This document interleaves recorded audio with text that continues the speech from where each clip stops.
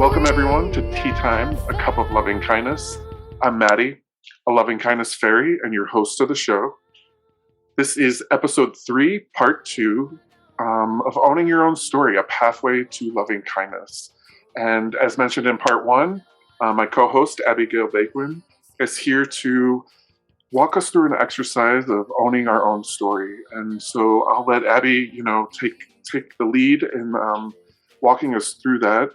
But to start out, as always, I want to thank Shannon Curtis, singer-songwriter, for sharing her lovely song, I Know, as a theme song for the Tea Time, a Cup of LovingKindness podcast series.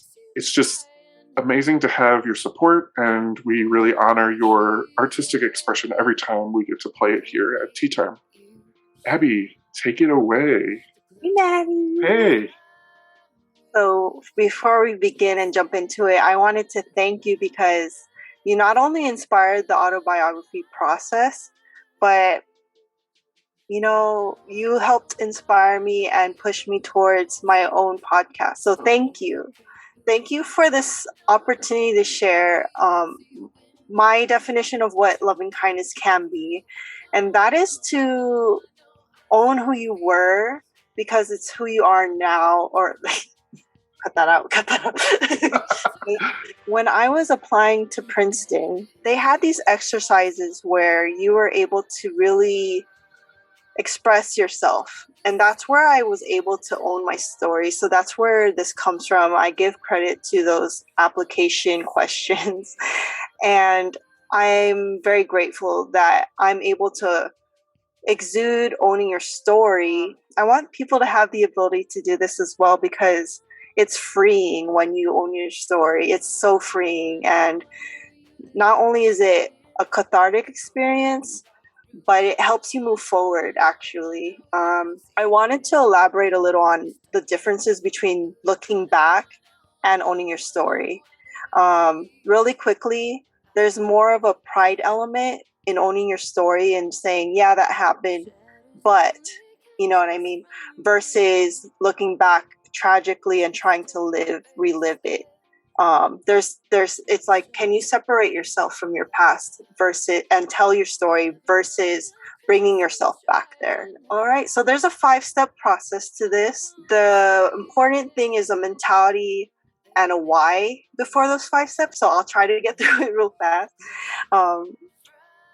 I'm just laughing because don't add this part to it, but I'm laughing because I'm doing my quirks that get on my own nerves. So I'm just like, okay, let's just. Why do they get on your own nerves? This is side therapy session. Okay, yeah, it gets on my nerves that I have pauses in between my sentences, because I know it's kind of off-putting, and when I get distracted in the middle of my sentence, like an off-topic thing in the middle of my sentence, and I have to share what I'm thinking. Okay. So those 2 things I'm trying to work on more. Okay. So the cool thing with the recording is that you can take all those pauses, and then we'll just take what happens before the pause, unless you want the pause in there, of what you share. Video, I don't care. The video, it's fine. I feel like with the visual of someone, like they could see me thinking, but when it's just audio and there's a silence, it's like, what's happening, So that's when I try to avoid too many pauses for myself. It's just too weird for me, but you're beautiful, your voice, everything. So I treasure that you have this down. Okay. I don't. You saw me in the beginning, right? Oh. But I feel like we're equals, like, in that, like, and that we like what it comes out to in production at the end is like a finalized production, right? Like, there were things that were taken out. There was strategic additions and placements and removals, but like the rawness is what I'm trying to always kind of keep it as close to as possible. And that's me like fucking it up always, fucking it up in someone's Yes. eyes, whether that's my eyes or Yes. someone else out there. But I think Preach. like challenging each of us, that's actually where the beauty lies. In each of us. Thank you for sharing that. It's definitely something I need to do. Just own myself now. Like own myself now. And like I just got kind of excited that I said fuck in my own podcast. Like I kind of want to keep that little piece. So, and we look really good on this background, by the way. You look great. I love think I look like a nymph, like from a different realm. Your green, like it's in the red. It's perfect. You. Oh. Yeah, it's like we fit. I feel like I'm in your fairy garden. Like I'm here visiting. Like that's how I feel. Like I came here. Oh, I want to get some like fairy wings that are customized to me because the ones I got for Halloween they're a bit too small. Yeah, those big ones, they look amazing. Like I've seen ones, some big angel wings, but I haven't seen fairy ones big. You know, we will find them. Yeah. So this is your fairy garden too. This is anyone that steps into this space. This is their garden. So I hope you can make it yours and feel comfortable in just being you and be seen in the light for who you are, and you don't ever have to feel judged. I know this is going out to something bigger than just you and me here in this moment, you know, but to me, like, none of this would have been possible, this podcast series, without you being there, supporting me through this, being willing to, like, be a co-host, the original, like, co-host, like, it really inspired me, and that's because of all the light and joy and love and beauty that you bring to this existence and this friendship. So, my heart. Thank you. Oh, yeah. Let's just like make a pinky promise that we will laugh and fuck it up together because that's part of life. And not overthink. Oh my God. There we go. Ourselves. What did you say? I said not overthink. Oh my God, we need this pinky promise in there. Yeah. Mattie and I, for those that can't see, are trying to pinky promise through the camera right now. That's cute. You feel like you're good to go? Yeah, I feel a lot better. Thank you. Yeah. So before I get into the 5 steps of how to do this, there's a little mentality that you should have prior to doing it. And there's a big why that will help push through. So the mentality here is where we start. It's not step 1 quite yet, but this is the start. Okay. Now, yes, thank you. I'm not used to like a voice coming in, so thank you. I'm like, person. But okay, yeah, I'm so used to hearing my own voice now that from my own podcast. But thank you. I'm like, okay, it's a little different, yeah. Yes, I like it though. Okay, so this mentality, sometimes a lot of negative thoughts tend to happen when you're trying to visualize or write down your story, because of other thoughts such as other people have it worse. Why am I trying to share my story? Take that out of your mind. Take that out. Anything negative or anything that's like having to do with a competition of some sort where you're saying that mine's not as bad or someone else has it worse. Just take that out of your mind. Any negative narratives from yourself or others, stop them. Just stop them in thought process, or just, try to shut it out. And the last mentality. What's the best way that you found for yourself to just stop the thoughts or ignore the thoughts? To do the opposite, which is to be gentle with yourself. Okay. So this is a lot the self-talk that I was telling you about, which is being a friend to yourself. Like Mattie, I hope I would never be like, so negative towards you, we're very supportive of each other, and we always have been. So the way you are to me, we have to do that for ourselves too. Like, say, you can do this, Mattie. Don't be so hard on yourself. Let's try again. See? So that's one way to do it, is to do the opposite, in my experience at least. I'm sure there's tons of wonderful ways to take out negative narratives out of you. And if it's someone else, I think it has to do with boundaries, just like trying to just like put your foot down and say respectfully that you don't agree, and you can do that without starting a fight or a brawl, Yeah. So when those negative narratives start, just try to nip it in the bud, be positive. And then the last mentality is to try to protect your dream, this idea that you want to write your own story. Because if you share your dream too much with people that aren't supportive, it'll almost die. So just try to be wary of who you share your plans to do this with. You want them to be the most supportive people that will cheer you on.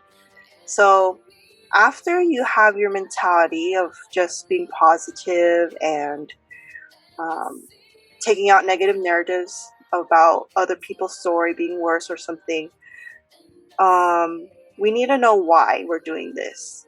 Your story can help the next person. From here to Paris to anywhere, someone just knowing your story, it could either help them, direct in a different over, like let's say a detour versus going through the messes we have been through, and or to let someone know that they're not alone. This is more of a selflessness mentality. But if people want to know what they'll get out of it, is if you follow this process, you can have an autobiography under your belt, and someone like me will want to read your story. So I'm putting myself out there to I'll put my email in the end so that people can send it to me or you, and I'll forward it to you. Nonetheless, here's the how-to. This is the fun part. So if you have a paper, do you have a paper with you? Yeah, I do. Yep. Okay, great. This is the mind spill. Remember, there's no rules. This is going to be completely up to you. Think of your highlights of your past and the lowlights, like things that and if it gets a little too emotional, chances are you're still dealing with those traumas. So like in general, someone might be dealing with those traumas. So save that for another time. That's a different story for another time. So the things you're proud of, the things you own, basically, to this point, is what we'll do. Because I know when we discussed what if someone's going through the trauma now, Yeah. They would need resources, they would need to reach out and get, take care of the situation before they can own it, So, and also like how owning our story, Dr. Brene Brown talks about this a lot with, stepping into vulnerability and moving towards those higher levels of human engagement, of empathy, compassion, loving kindness, where if someone's in it, if someone's in the heaviness of trauma, of pain, of suffering, by owning our story and sharing those stories, it can often sometimes be a beacon of light, like a light on a lighthouse, to someone that's out there in these stormy seas, allowing them to find their way back home to calmer, areas of their life. And I think that's a huge, beautiful, powerful thing. And I'm so grateful that you're here to be able to walk us through this, because, I think too often in experiences that I've had through being a social worker and seeing how we as, clinicians engage with, different individuals that are experiencing such challenges and suffering, we often try to like put up a wall, like that we aren't human, that we don't have these same kind of things happening. But by sharing that, like, oh, we've been through something very similar. That's what Dr. Brene Brown talks about. It's connecting to something just as painful in us. And it's that connection that allows for things to get better. It's very rare, like she says, for anything we say, words, to make anything better. It's really connection that drives. Empathy drives connection. Sympathy drives disconnection. And I think through owning our story and sharing our stories, that's empathy. That's driving connection. And connection is what, I think, truly can free us all. It's not taking away the suffering. It's not taking away those experiences. But like you said just moments before, knowing that someone's there, I think, is enough to create an experience of hope that can help us all see that there's a better tomorrow. Yeah. So thank you for walking us through this. I wish you had all this down so that you could just say it, but you just said it so beautifully. No, like I'm so glad you're here, because like it's challenging. Like, you can hear me say it, but to like have someone walk you through it and so that you can master it yourself, that is priceless. I mean, if you knew how long it took me to be able to say that and all the things I've gone through to be able to say that, it's not easy just to like, if someone just heard me say it, it's not easy just to pick it up and grab it and like do it themselves. Like, you got to go through the practice of doing it. And I think it's so awesome that you're here to like help people do that. Like, that's something that we can't just say to one another and hope that we can just grasp it. Like, we have to go through it. Yes. So I guess I'll take back my statement that I said before you said that, which is, what I said was, if you're going through it, you can say that for another time. Maybe you need resources to get out of that situation. But if it's going to help someone else, then, there's a purpose to it. So, yeah, or even like you said, like, maybe like kind of how I see this is like, if like you're walking us through this now, and this is like my first time like doing this, then if something's traumatic to me, yes, like setting that aside for a moment is probably best, But if you think of it like, okay, you've already like owned your story, you kind of went through this process. So for you, sharing that to someone that's in it, almost like, yeah, I see what you sharing it to someone, like, what if, like, let's say I'm right now going through this with you and I have something traumatic happening, and it creates an escalation of intense emotions. By you sharing your story can often help me kind of work through that trauma, Okay. Yeah.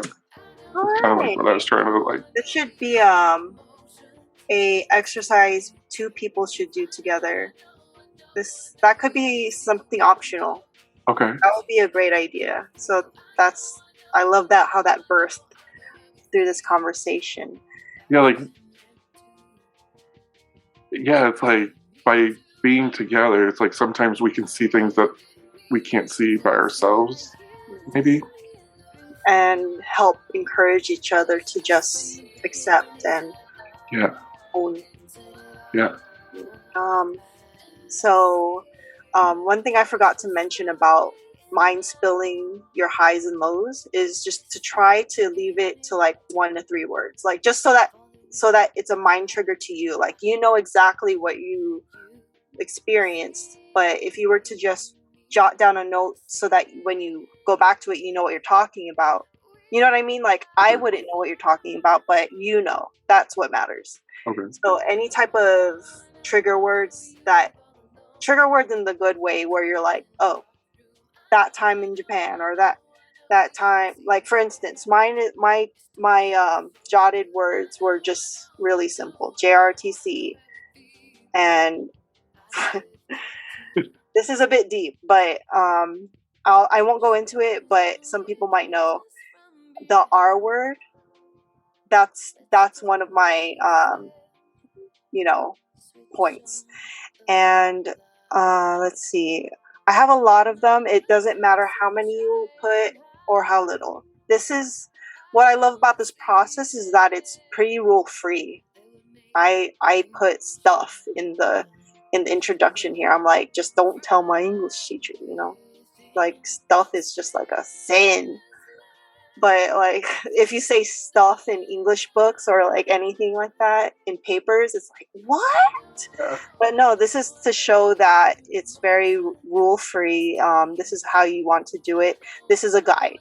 Put a arrow for up or down if this is a positive or negative highlight, or low light. Are all lowlights?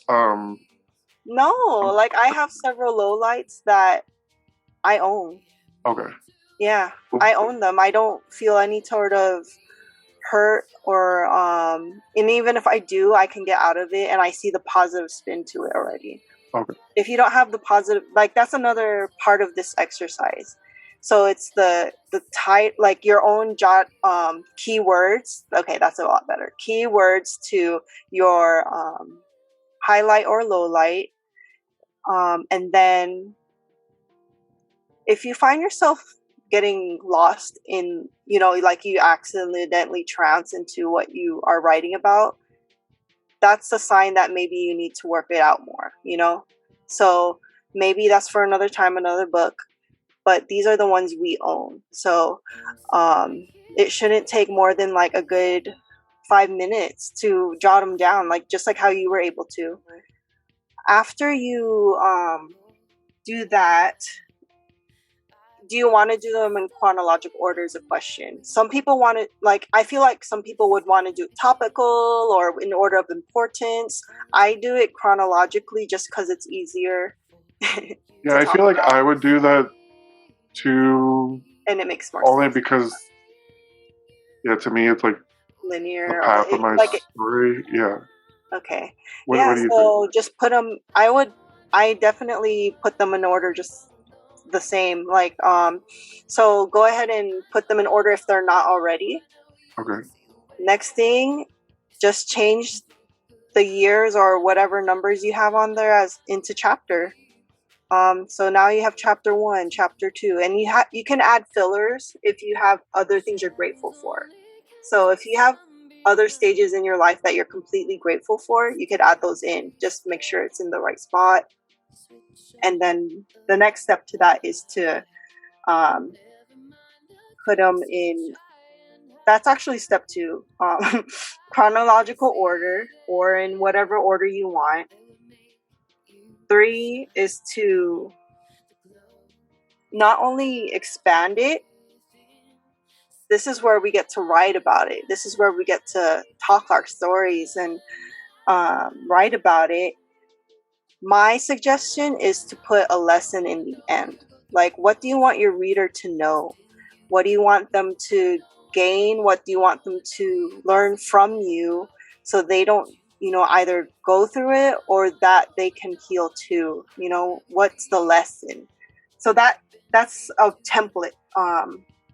Your story, and then what did you learn? So that's just like a basic formula for that. And the last 2 are pretty extraneous, not useless. These are actually like bonus steps. Step 4 would be setting a personal goal, so that this becomes completed if you want to go further. So these things that you own, and if you want to step forward and put it into your own autobiography, which you inspired me to do through this process, which I am excited to do. I gave myself 7 months to do the basic write-up, the draft. I thought I was going to start a podcast for this, just a series. And lo and behold, I ended up doing it way sooner. Thanks to the Lord. He gets the credit because I definitely was putting it off for like next year. So the goals is step 4, setting it up in doable pieces. Like, let's do a chapter a month maybe, right? And step 5 is just to invite someone to go along this autumn owning story journey with you. And anyone listening, anyone who wants to, Mattie, I'm inviting you to do this with me. We have nothing to gain but you owning your story, you going out in the world more confident, more fierce, and maybe have a book in your hands under your belt. And really, there's nothing like there's no like, for $10 you gotta join. I look forward to having you back on when it's the release of your autobiography. You can have a whole launching party. Yeah. Aww. Balloons dropping and everything. Glitter, definitely glitter, just flying glitter. Oh. Yes. So I'm inviting you, Mattie, to please do this process with me. Yes. If you want to. Yay. I got one. It'll help motivate each other, like one another, to complete accountability, the accountability buddy system. And if anyone listening wants to, my email is abigailbayquen@yahoo.com. Feel free to let us know that you want to be a part of this, and we can meet up, set goals, and you'll have an autobiography under your belt. At least the template to set goals and to help you own your story. And that's basically it. There's a lot more to owning your current story and the future, but those are different books for a different time and to be continued. Well, in terms of like owning your story as a pathway to loving kindness, mm-hmm. How do you see owning your story as, allowing you to step into this space of confidence, just wanting to celebrate each of us and our happiness? As loving kindness, really the definition of loving kindness compared to compassion is, loving kindness is, seeing this well-being, this happiness for all of us. Where compassion is really kind of stepping into, really understanding what someone's pain and suffering is. So they're kind of like two sides of the same coin. So, in doing this process, maybe speaking from your own experience of doing it yourself, like, do you see that, as a pathway to loving kindness? And if so, how can owning your story allow us to help one another, help ourselves to really have this great well-being, this happiness as we continue on in our lives? It could definitely be both. Compassionate towards someone else's experience, or loving kindness in that you're able to accept who you are, who you're made up to be, and just, it's almost like a hug for yourself, I want to say, because anything that happened to you, you gotta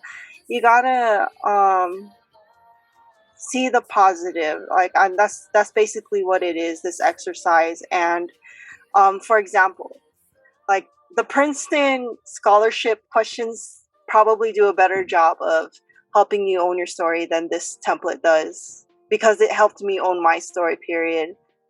But the way I was able to map this out and own my entire story, I find to be beautiful, is because these things that are supposed to be so like questionable and like why me type of things, it's like it'll help someone else. And not only is the loving kindness there to help someone else, it's like that helping someone else helps you in turn. In addition to the confidence and the happiness that comes from owning your story, So this is why I'm strongly encouraging it to own the parts of your story that you literally own and to write about it. Try to put the negative ones into a lesson learned or positive spin for somebody, because who knows what anyone has been through, and who just needs to hear it. Like like I said, it's debatable if it was the R word or not. People on one end who know what violent rape is will be like, no, that wasn't rape. People who know that, who I feel like the Lord convicted me saying that if someone says no, they mean no. Like, there's no if, ands, or buts.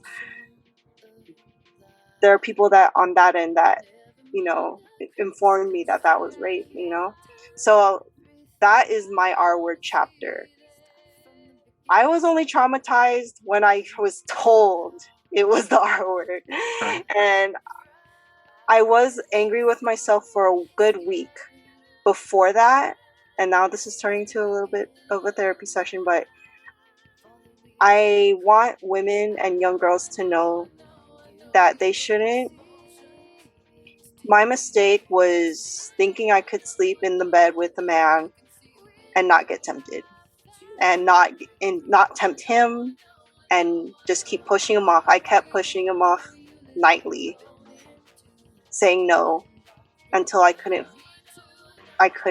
resist. So I want young women to know that stepping close to the line can get you in trouble. So try to stay away from the line if you don't want to go there.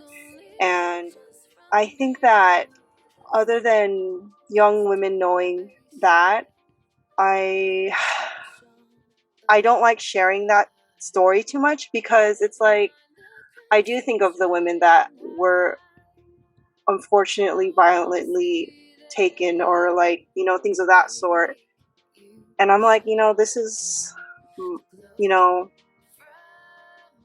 this is nothing to them, like this, they experienced something worse. And, why would I share my story?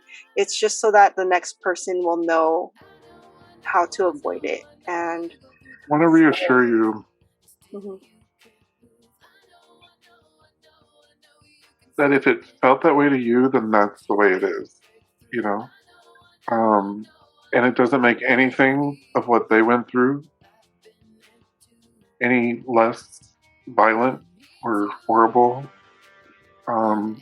It's all considered the same, the same in the sense that it just, that's what it was. Someone didn't want that.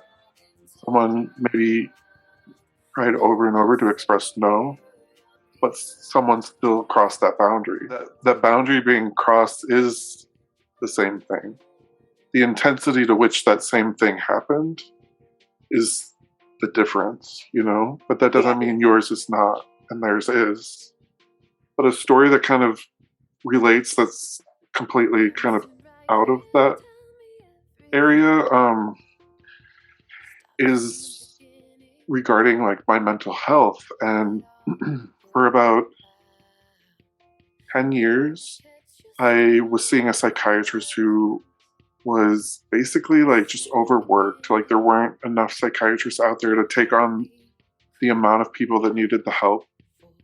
So seeing this physician, you really only got 5 minutes or less to see them. And that's not enough time for really anything productive in terms of someone's health and well-being to take place. So a lot of neglect happened, a lot of polypharmacy. And what I mean by that is basically, instead of trying to like offer another modality, like let's say like I was irritable and I couldn't sleep, we would just give me another medicine. We wouldn't like try like some exercises or some stretches to maybe help, before I get into bed to help me relax. So for those 10 years, I was basically a zombie. I was drugged. I was drooling. I was sleeping 21 plus hours a day. And it got to the point where then I, attempted suicide. And this attempt, led me into the ICU due to liver failure. And it took me having to start having the conversation about getting a liver transplant, to realize that this wasn't anything that I was doing. I mean, I was taking a lot of this like very personal. It was very confusing. I felt like I was making all the wrong choices with it and stuff. And so I wasn't going to get the liver transplant. I told them, no, I'm not doing that because I don't want to take someone's liver when I chose to kill my liver. And so it was those ICU nurses that were my angels, because they said, Mattie, they heard my story of what I just shared with all of you in these 10 years. They're like, Mattie, no, this is not you just making that decision. This is a system that failed you. This is a mental health system that failed you, that got you here to this point where you're having to choose if you need a liver transplant. And that was the most powerful, liberating experience of my life. You know, right here, like I'm in this ICU and I like am basically like dying, and at the same time so liberated from these nurses letting me know that how I thought about it this whole 10 years is not how it is, or it has to be.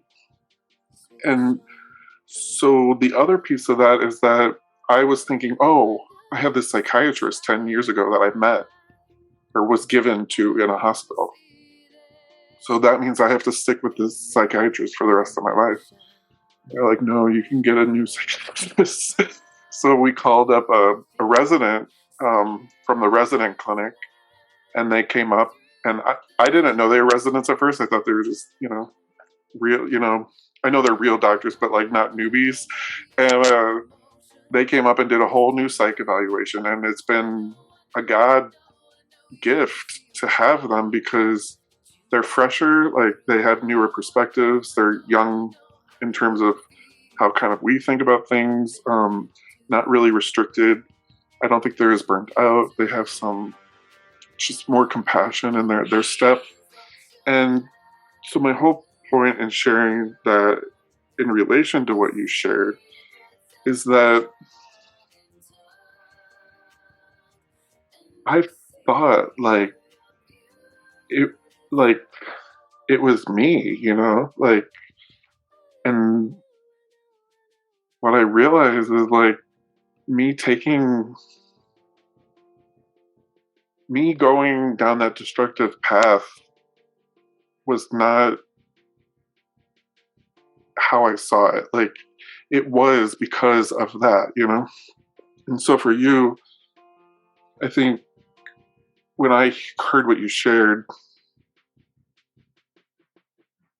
it's hard because I feel like as a society we've kind of coerced people or trained each other in like what to think or doubting, and like questioning, like, was that what it was, And yeah, I just want to reassure you that when you share that with me, it is what it is. And I think there's power in you seeing it for the way that you feel that it was. yes. Because there's freedom in that, because now it's like you said, you can own that, Yeah. Thank you for sharing. Well, thank you too. And first of all, I want to say thank you that you're still here. I've told you time and time again that we need you. So I'm so glad Thank you're you, all Abby. right and that you have a great psychiatrist. And, I myself have had several psychiatrists, and it's funny how we laugh about how we might have thought at one point that we could only have one psychiatrist, right? And we're like, oh no, you could switch if you don't even, like that. But nonetheless, I definitely, it took me a whole 40-day fast I sacrificed chocolate and like I was eating like healthier. That's when God confronted me and said, you need to confront this issue. And that's when I said, what issue? I was just like, he was saying, why were you upset for a whole week when that happened? Why were you mad at yourself? Things like that. I know I blamed myself, but that sentence of no means no just was like, boom, bombarding me. And I was like doing the whole ugly cry, like, oh, but because that happened, I was able to forgive that person.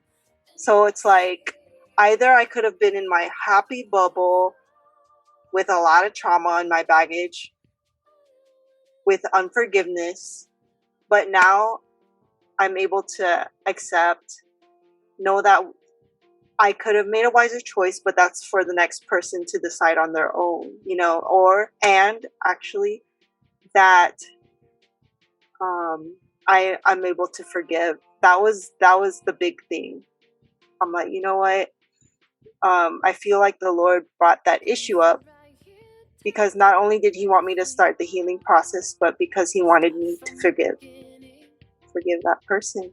And I have nothing against that person anymore. I like I said, I don't own it, like in a sense where I'm like, yeah, that was the greatest thing ever, but it was just like a point where I'm like, you know what, this is what happened to me. I want to tell people, and the reason why I shared it today was so that if there is someone listening that can make a wiser decision than I did to avoid something like that. And it's never our fault. But thank you for this time. Thank you for giving me the space to even mind spill my own template on how to, do a baseline on if people want to do their autobiographies, and giving a space for people to come along. And I can't wait till we finish. I know, yeah. And then we're going to have a launch party. Yeah. and for anyone that else wants, to join, the listeners, as they, start writing theirs and we start having conversations outside of here, supporting one another. Yeah, like it could be a launch party for all of ours.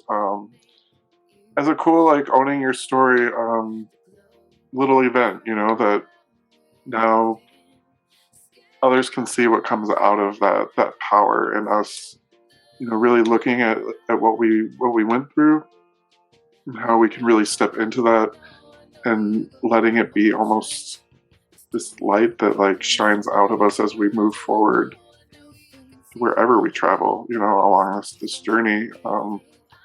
I love you so much, Abby. You're always such a blessing, and you're a wonderful friend. So grateful you're here too, for sharing all the gifts that you bring to this world and to your presence here. For all of you listening, just I love all of you to the moon and back. The next episode, we'll be looking at this triangle, a way of cultivating loving kindness. It's a pathway that I've constructed over the years to be kind of a more of like little mile markers or guides to bring us back to loving kindness. Because as I've shared in other episodes, the way we practice loving kindness is unique to each of us. It's like all those teacups that are out there in the antique shops and tea shops and things around the world. Like each of them are very unique in their artistic design, just like each of us are unique. And so the way we practice loving kindness is just as unique as we are. And because of that, the way we practice loving kindness is going to be different. However, these mile markers, these guides can bring us back to loving kindness when we start stepping outside of our window of tolerance. When we are kind of driven by those emotions, those intense emotions, those guides can bring us back to that middle path, bring us back to this place of non-judgment. So the first one is seeking understanding. The second one is non-judgment. And then the third one is humility and grace. So extending humility and grace to ourselves and others. I didn't mean to dive into all this. I just wanted to share what the next episode was. I love that. Let's see. Okay. I can't wait though. How did I end the last one? I was sounding all sexy, so I gotta sound. Yeah, sexy. that I remember. Yes. Okay. How do I do this? Stay tuned. Okay, there we go. Stay tuned for episode 4, where Mattie, a LovingKindness Faerie, will dive into the 3. No. Okay.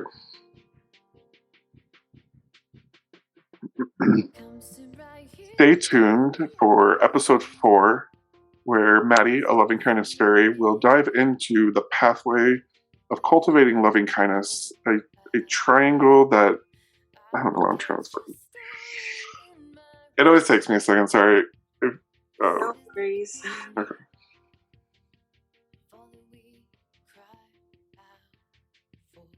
I don't know if I need to bring up the triangle. I can do that in the actual session. A triangle which embodies 3 sides to loving kindness, or getting back to loving kindness, like how you explained it to me. Okay. Stay tuned for episode 4, where Mattie, a LovingKindness Faerie, will. Well, I'm the LovingKindness Faerie. See, I'm not used to being on camera because now I'm here. Where it's not like just. Stay tuned. I see what you're saying. Stay tuned.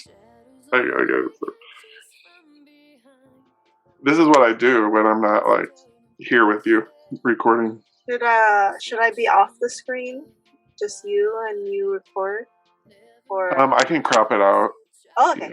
Yeah. I like you being here. Okay. Stay tuned for episode 4, where I, a LovingKindness Faerie, will take us on a journey through the pathway of cultivating loving kindness, a guide to pulling us back or guiding us back to loving kindness when we kind of step into those places of judgment and kind of lose our way in being kind and being compassionate with others. And so through this episode that's coming up, I will walk you through that, and we'll get to practice the 3 different kind of guides that are, really essential to when you're in the heat of it to bring you back to loving kindness. Something like that, yeah. And then the music will be I love that. Hopefully I just fly away, That would be the cutest little thing. You should fly away and go something like that. Oh, that'd be awesome. Oh my gosh. Too funny. Oh, what if I did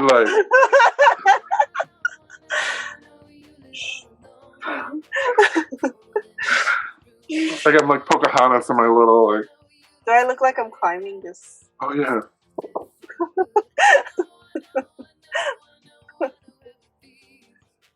Whoa. It'll be part of the trailer.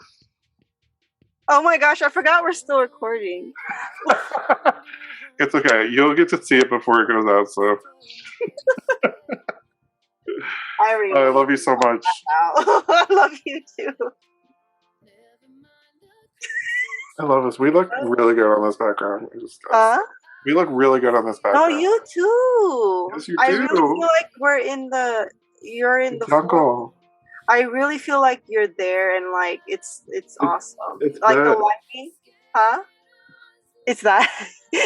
No, I took the tattoo artist. So I found the font online on this website where there's over 300,000 fonts, and then you just type in the phrase. So I typed in loving kindness, and then it shows you what it looks like. So I picked that one, but then we found this little flower that looks like a heart, and it's called anthurium. And anthurium is the symbol of loving kindness. Oh. And so he stuck that on the K, and then he gave me the file, sent me the file, and then I turned it into that with Photoshop. Man. I made it it was called a mosaic or something. And I was like, kind of fun. Yeah. I love you. I love you. Thank you. Have a wonderful week. Yeah. And we meet again Sunday, tomorrow. Yeah. I'm excited. I already feel a celebration. I do. I feel a celebration. Yeah. I'm ready to just throw some glitter in the air. I had a nail salon party with one of my clients the other day. Her father like gave her all this stuff for Christmas, like nail stuff, but like we have to like have, you know, there's a lot of contraband, like things that they could harm themselves, so we can't really have it by themselves. So I was like, okay, I'm gonna dedicate some time, like an hour, and we can just sit in one of the rooms and we can have a little salon party. And I played like her favorite music and stuff. It was like really cool. She had glitter in there, so that's like why I'm so fixated on glitter right now. It's glitter. So pretty. I'm like, oh my God. I love glitter too. She painted it and then she like sprinkled it on. Oh wow! I didn't know that. Yeah. So in the episode I talked about today, I was talking about how I had this vision of heaven and it had glitter in the wind, and it was a vision, like a literal vision, man. Like, yeah. I don't know if you heard today's, I think it was today's, but man, I was sitting on like my chair after I was done cleaning or something, and I looked down. Next thing I know, all I could see is this place full of glitter in the wind, glitter in the sky, glitter in the water. And then I saw myself swimming in the river, like backflipping, and I looked so happy. I was like, is this heaven? Like, I was just like, it was a great vision. And glitter to me is like, yeah, glitter and sparkles. I love it so much for that reason. Me too. Yes, I'm a big, and the nail sparkles that you were talking about, I actually had some just to try to paint the picture that I had seen. And I swear, I mean it. I want to just spend my life just painting what I saw. And I don't, like, if I could, I would just be working at that every day. Yeah. It was so amazing. Yeah. So, when I get that down, I want to give one to you. Okay. From my studio, my art studio. That's cool. And I want you to be in the river swimming. Like, okay. You know, I want whoever I'm commissioning it for to see themselves in this picture. What if we made like, it would be kind of like a theme.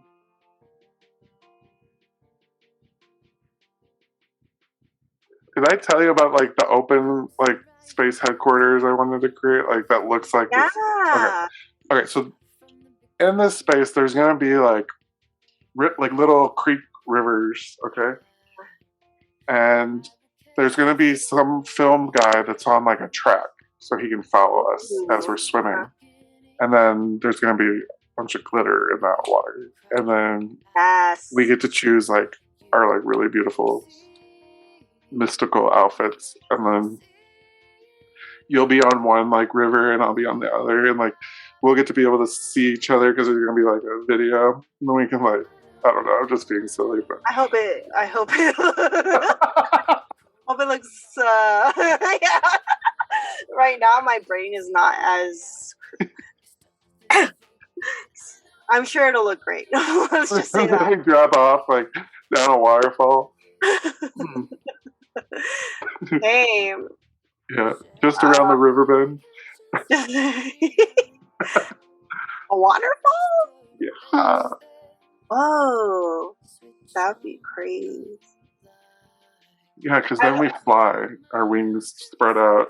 Oh, I see now. And we are free. We gotta get a really good, editor, because this is not gonna look good. It is not. I know. What is this? Just kidding. I know. We need like a good like. We'll find a really great editor. Yeah, a really great videographer, a great audioographer, a great graphic person, like animation, because I'm not great at that. And the animation is the hard part. I'm definitely trying to improve my own site for creation. I watched this video from Pixar. To make those movies, like, it's a whole different, like, 10, 15 different departments working on certain aspects of it. And maybe they're only working on a little 2-second clip of that little movie. And it has to go through all this stuff for that 2 seconds to look exactly how they like. You know? And I'm thinking like, oh, like I can put together this animation over here in a second, you know? Yeah. Do it. And by maybe if this is within 5 years, who knows, 1 year.